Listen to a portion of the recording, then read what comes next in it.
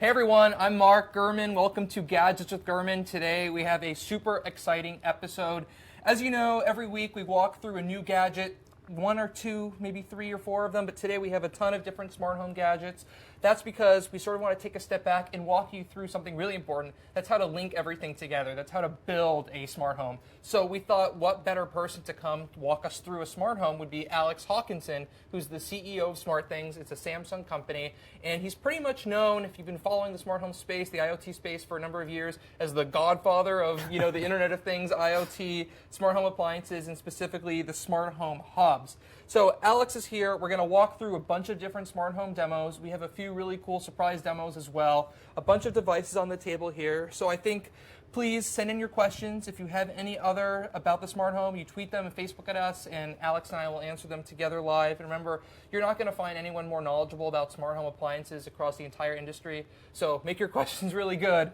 And why don't we just dive in? Alex, why don't you tell us about the smart home industry, what devices we have here, tell us about SmartThings, the smart home hub, how everyone can link things together. Cool. Yeah, well, thanks for having me. At a high level, smart home and sort of consumer IoT has the promise of making the world smarter and sort of making consumer lives better everywhere. And so one thing we found is that it's not one size fits all. Everyone has different tastes.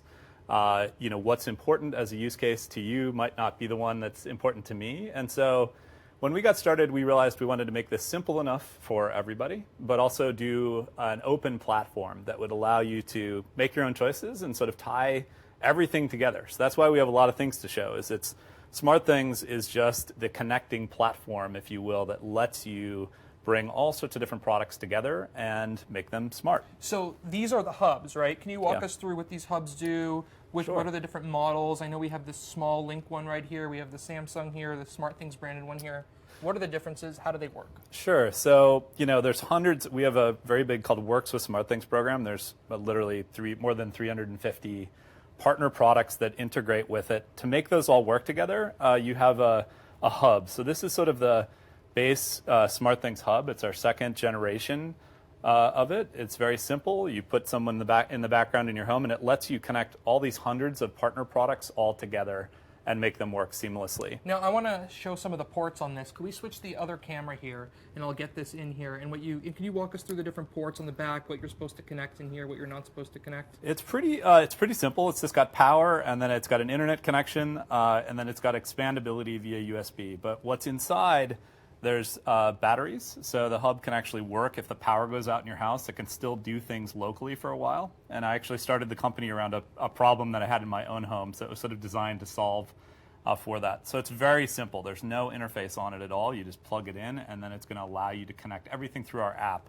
which is running on the phone there as well. And we'll demo the app in a second, but I want to take a look at this other hub that we're looking at right here. And let's switch the other camera while we talk about this one. And so this one has, 2 Ethernet ports on the back and power? So we're an open platform, so you actually don't need to have a SmartThings hub from SmartThings specifically. This is called the Samsung Connect Home.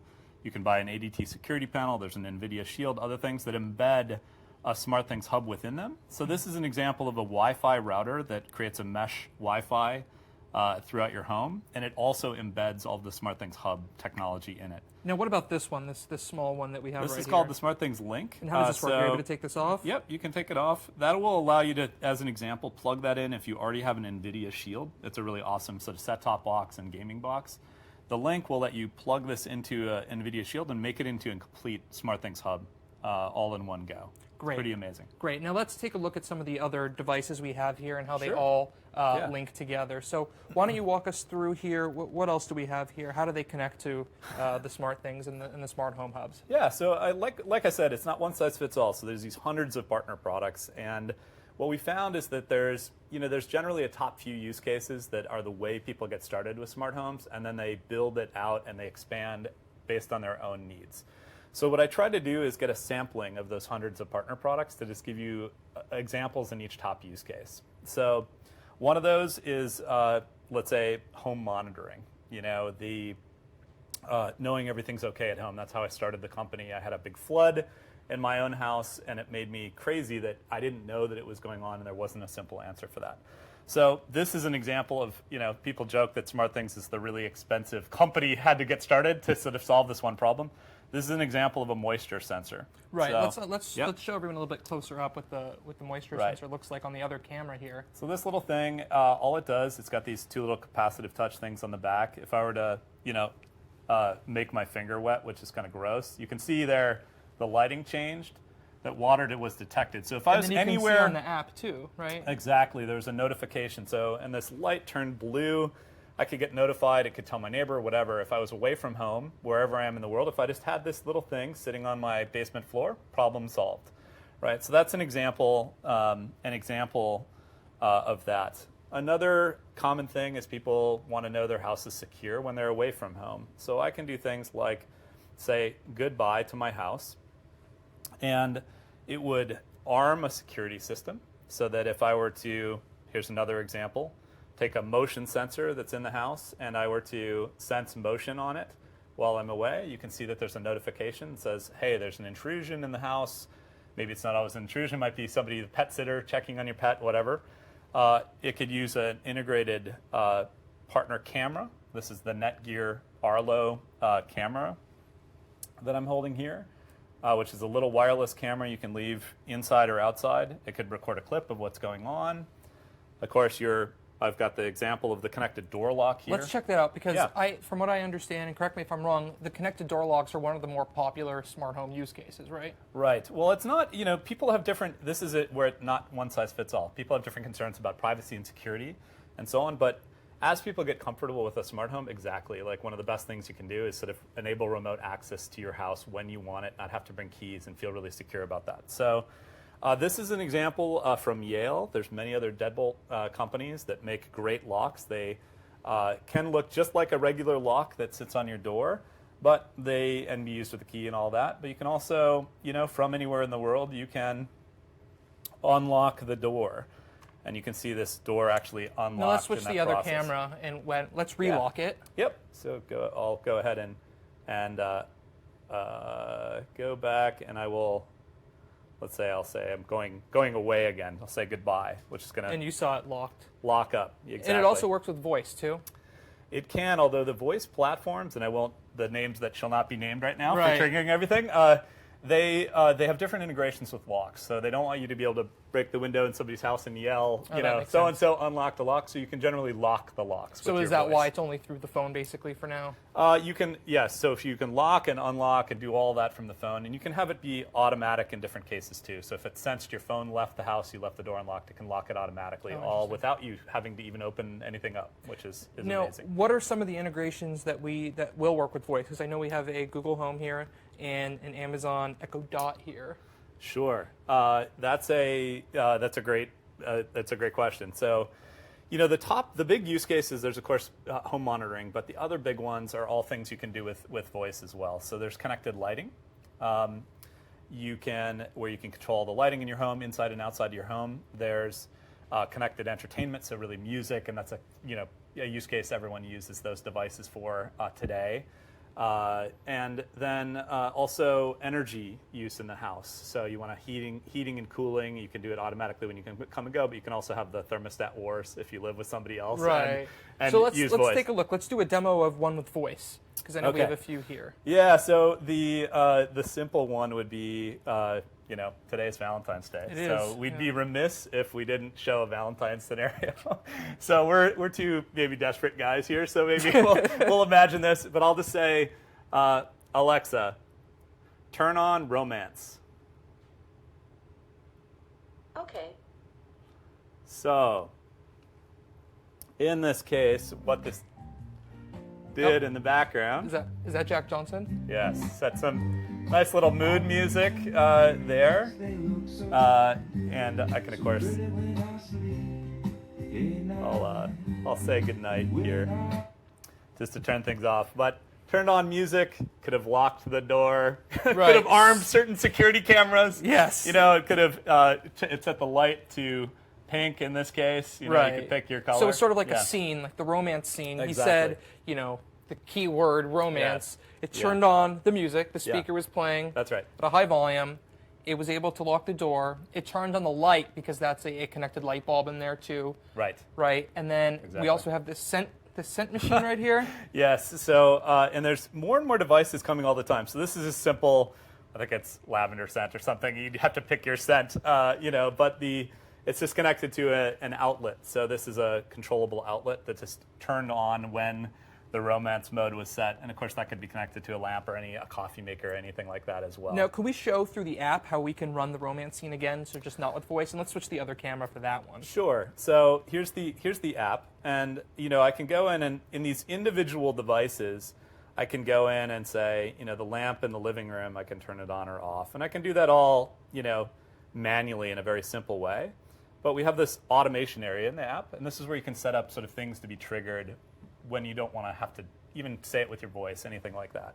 So we just set up what's called a routine for romance, and although romance is it ever routine, but at any rate, we can look at that. So I can just press that button, and that will trigger this romance routine to go. But I can also, for the setup of that, just to show you that, I hit the gear, and this is where I can say, turn on these lights or switches, turn on the scent dispenser, change the mode to love. I guess that's a scene that triggers some other stuff, but I can control what it's going to do when I hit that routine from there. Now, what about a simple one? Just let's turn off romance, and just what if we wanted to turn the lights on and off? So a simple one would be, well, I'll sort of say good night, and here's another example. We did a good morning routine, which is, okay, the first time I walk out of my bedroom in the morning, I want the house to respond, and that could just be lights or so on.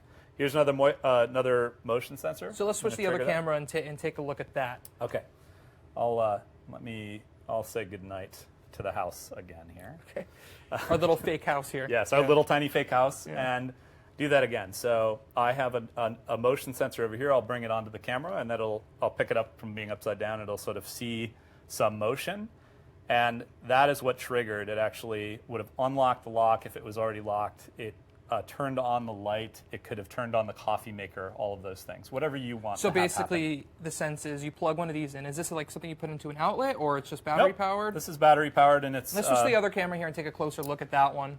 It's a tiny little motion sensor, and it lasts for years on a battery, and you can hang it, literally hang it on something on the wall. I tend to just put mine up, just resting on the lip of my door, or something like that in my house. So and it can track whenever there's some big creature, a human being, sort of moving around in a space.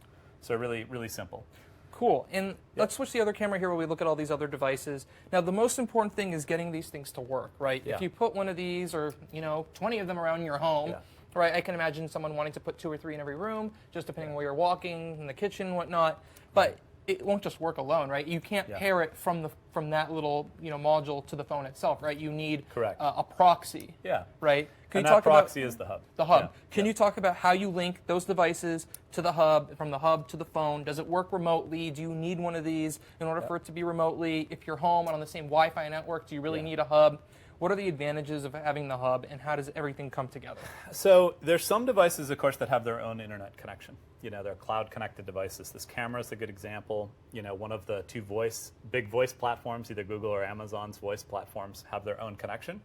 Those you can go into the SmartThings app, even without a hub, and you can connect those cloud-connected devices together and do some orchestration. What we've seen, though, is more than 60% of all the smart home products on the market don't have their own internet connection. So a lot of these things, like these simple sensors, locks, other devices in all these different categories, they don't have their own way to get to the internet and be controllable. So that's where the hub comes in. So what you do, you set up a hub one time in your home. That's a very simple setup process in the app. And then from there, you can just say add a thing. This is in this app here. I can go ahead and tap that. And let's switch the other camera here while we're demonstrating this. So I'll go back and just say, in lots of places in the app, you can simply say add a thing. And if I were to do that, this has the hub go into searching mode for anything that's compatible that you have in the home. So that's how you set up into it. Now, this is a Samsung phone, an Android phone. You're owned by Samsung. What if I had an iPhone? I use an iPhone too. So, half of our users are on iOS. It's a great platform, and we have very deep integration there. Right. Now, you see me playing around on my phone here. I'm getting a bunch of questions. Great. Let's switch the other camera, and let's talk through some of these. Cool. And believe it or not, someone wants to ask the Godfather, what is the one smart device you cannot live without for the home? That's a great question. I have a bunch, so I have more than 200 connected devices in my home. So I think it's glowing. Is that a on the record? I don't know. It's a big number. Okay. We do have some people that have gone even further. Wow. I have a spouse and kids, so there's the spousal acceptance factor. So I tend to have pretty mainstream use cases. So I can't give you one specific answer. I mean, we love the connected locks. That's awesome. It's not as much for security as letting the babysitter in or letting the pet sitter in, those types of things. We love connected lighting. So most of all that it comes, as we come and go from the house, it's just all automatic. It sort of greets us in a way. I'll say with the kids around, we love these voice-connected speakers too. They love to dance around to music and the rest of it. Would you say that if we were to recommend someone who wants to build their first smart home, wants to do something under a few $100, you might want to be able to get one of these small speakers, the mini Google Home or the Echo Spot. Those are both under $80 each? $30. $30 each. On special sometimes, under 50 certainly. Right, and then you want to buy a connected lock. What are those? $200 tops? They vary depending on the yes, they vary depending on the model. Right, and then some lights, a few bulbs, 3 or 4 bulbs. Sure. So you could probably get out of Best Buy or wherever you're going to buy these from, SmartThings website, whomever, for under $300. I'd say even less. I mean, I think that's all right. This is where everybody has different tastes, just like home decorating or something. And so you need to pick the thing that matters to you the most. So to give you an example, when I started the company, I could have bought a hub and a moisture sensor for, roughly $100, right? And I would have solved my initial problem. And then as people are comfortable, because we have hundreds of integrated partner products, then you can pick what works for you and expand gradually as you see fit. And it works with both the voice platforms, all the different locks, all the different types of lights. Take the lighting example, a hub and a few bulbs, right? The bulbs have gotten less and less expensive. For, around $100 as well, you could have connected lighting. So in each of these use cases, I'd just recommend people start simple. Pick a platform that's really open.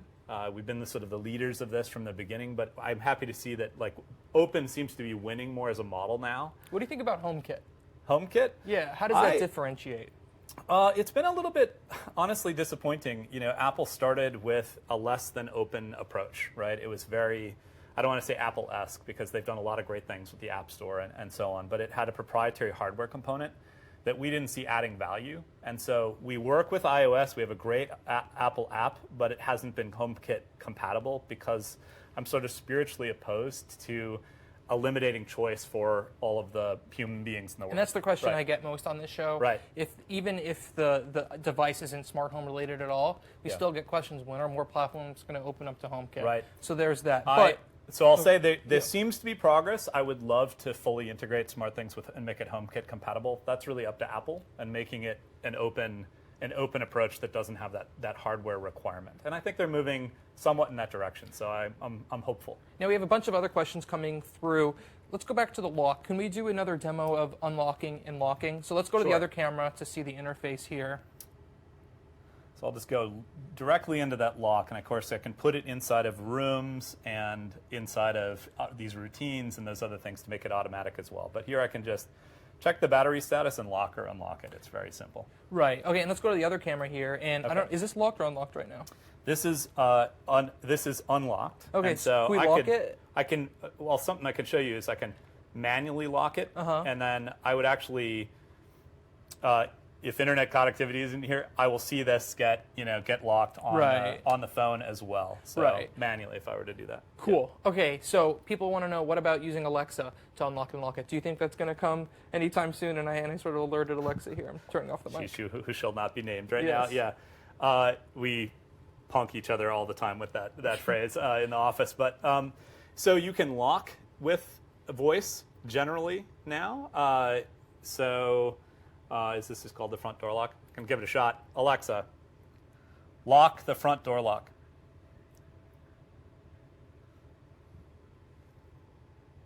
And I think I hit the mic here, but no problem. That might be why. But it can lock but not unlock. And so the reason for that is they haven't figured out voice recognition to make sure it's you or some PIN that you'd say. So I think in the next year or something, I would be surprised if there wasn't voice enablement of the full aspect of lock control, but it's not there yet. Now, what about privacy? I know a lot of people are concerned. We're getting a few questions already about Right. this. Can someone hack these systems? Yeah. Are you spying, or not you? Are people getting spied Generally, on? Yeah. What that's a great data question. do these companies know? Maybe not SmartThings specifically, but the makers of the smart home devices itself too. Right. I mean, I think that it's a great question. It's a natural question. You're connecting up things that are in your home, they're in your private spaces, and all of that, and you want to feel safe and secure and comfortable with it. So, I actually think, I'm not trying to pitch SmartThings, but I think we've had the strongest stance, just like being open, on security and privacy. So I think those things start with first principles. It's not like a feature in the app or something. You have to say, okay, we start with the idea that a customer, they own their own data completely, right? Anything that's going to be sharing of that data anytime, they have to be aware, and they're opting into that process. We view that we have a big role with hundreds of partner products. And so we want to know that when you say it works with SmartThings, it's just secure. So we have literally sort of state-of-the-art security throughout the platform that's, I'll call it beyond bank grade, at the hardware, through the cloud, through the app, and other things. And then beyond that, we have things like a huge robotic testing facility where we go and with both automatic and with outside hackers, we try to penetrate the platform systemically through all these partner products as well to make sure that we're locked down. We'll have to come see that. That sounds awesome. It's in Poland, so It's in Poland. but Okay. we can go. But Let's go. It's pretty amazing. But I would say this is why it's not one size fits all. You should pick one of the leading platforms because we take it very seriously and we have the resources to make sure that it's protected. The incidents that have happened tend to be on things that aren't certified. So it's a cheap camera that you bought that has a default password. Right. That's like, as an example of process check. You can't even enter the certification program if you even have the option of a default password on your device. Now, one thing I see in the real estate business lately is that a lot of homes are coming pre-installed with sort of a digital control panel or an iPad or something in the wall that can control some of the smart home appliances. And the last thing that we haven't showed yet is this Samsung ADT panel. Yeah. Right? Can we talk a little bit about this? Sure. So this is also sort of a fantasy for me. Looking back at when I started the company, I don't think of myself as the godfather of all this, but because it was just 5 years ago. But we partnered with ADT as an example. They've embedded a SmartThings hub into their traditional security panel. What's cool about that is this has actually got battery backup for 24 hours and its own cellular connectivity. So if the internet went completely out in your house, you would still be able to track what's going on and know that things are okay. Now, can this replicate much of the functionality inside of the app? It can do, you can do basic things, arm, disarm, those things. They're actually adding more functionality to be able to control this as a control panel as well for the extended network. I would say that one of the things we announced at CES this year is a new set of APIs and a single app that's coming to all devices that Samsung makes with a screen, but it's also completely open to other platforms as well. So we'll have clients for controlling your home that work on TVs, of course tablets, the refrigerators that have got a screen, anything with a screen you'll be able to control with, just like we have that stance with the voice platforms. So Great. I think we have a very robust roadmap. And there. just to wrap up here, someone watches this show, they're like, hey, we need to build a smart home here. Yeah. We have a few $100s to spend to sort of upgrade our house, make it smart. Yep. What's the first thing they do? Where should they go buy these smart home appliances? Where do they get the app? It's more and more available, so you can sort of buy them everywhere. We're in more than 5,000 retail locations, of course, online as well in the U.S., and work with home builders, other things. So it's sort of becoming available everywhere. So I would say, if you want to look at SmartThings, just look at our website, and it'll point you to all the partner products and where you can buy them anywhere, including the hub or the devices that you want as well. So it's really simple to get started. Pick the top thing that you want to just get going with doing something simple. Spend $100 or $200, and that'll get you off to the races. One thing I will say is it's really fun once you've done that first use case to expand. So on average, people start with we see 1 week in, they have 5 devices. 90 days in, they have more than 10 devices. Well, and let's close by going back to the other camera onto the app and talking about how you add more appliances. How does that work, sort of the list? So within this, there's actually a marketplace, and through that, you can go and see all of the things, and then also we have more than 50,000 developers that have built apps that run with SmartThings and make it smarter. So right there inside of the app, you can go to the marketplace, and I'll just take an example of light bulbs.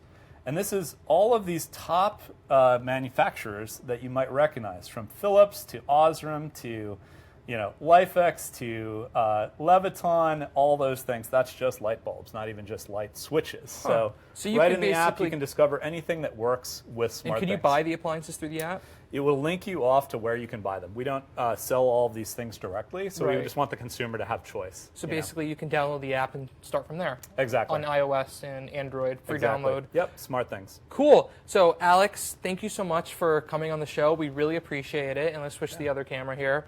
And we'll have to be doing much more smart home stuff. I mean, this is a hot topic right now. Awesome. Connected speakers, the HomePod from Apple is a hot topic right now. Yeah. So I'm sure we'll have a lot more to talk about over the course of the year. So Awesome. thanks for coming. Thanks for having me. We really appreciate it. All right. And we'll see you next time. Thank you. Thanks, everyone. Bye.